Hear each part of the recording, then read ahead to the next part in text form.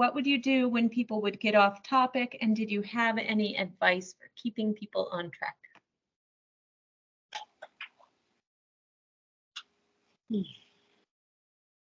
This is essentially classroom management, right? Like it's just making sure. And I think it varies so much from group to group what you need to do. And it's just like being very conscious that everybody needs to participate as much as they want to. And so sometimes you would have to come in and like ask more questions or kind of move away. The way that we structured it was super helpful because I could be like, that is a library question. We will have answers for you after the fact. After we're done with the research, we'll be able to answer that question. But right now we need to move into our questions. And that worked really well because then we were really careful. I say we, I mean, Renee's team, we're really careful to answer all of those questions at the end. And so that was a tool that we used a ton.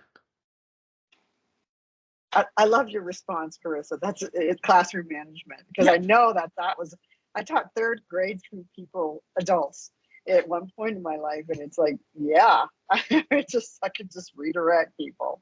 And sometimes shut them off a little bit, shut them down a little bit, but like, let's get back on, what was the question? But you know what I don't know? I don't know what my staff did when I wasn't there. So that's what I would love to know, how that went. Yeah. That's a great question. I think it was also sometimes a bit of a balancing act between off topic to the point of like, we need to wrap this back around and get back on topic.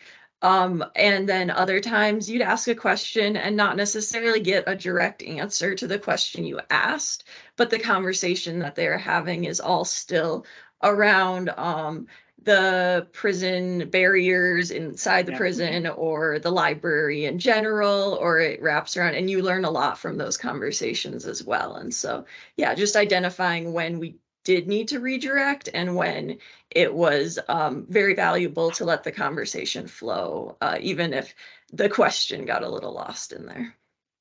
Yeah, I think we had as a group, we had a pretty deep respect for people telling their stories. And sometimes, we may be the first group that had listened to them in a long time. And so I think that there are some like off topic things that you kind of just let play out because this is a person that needs to be listened to.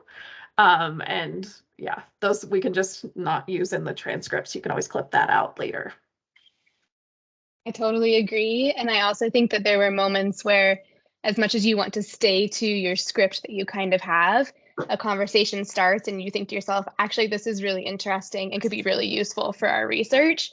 And so being willing to kind of think on your feet a little bit and add in new questions that you think could be relevant, and not necessarily always sticking perfectly to the script that you have, can be really helpful.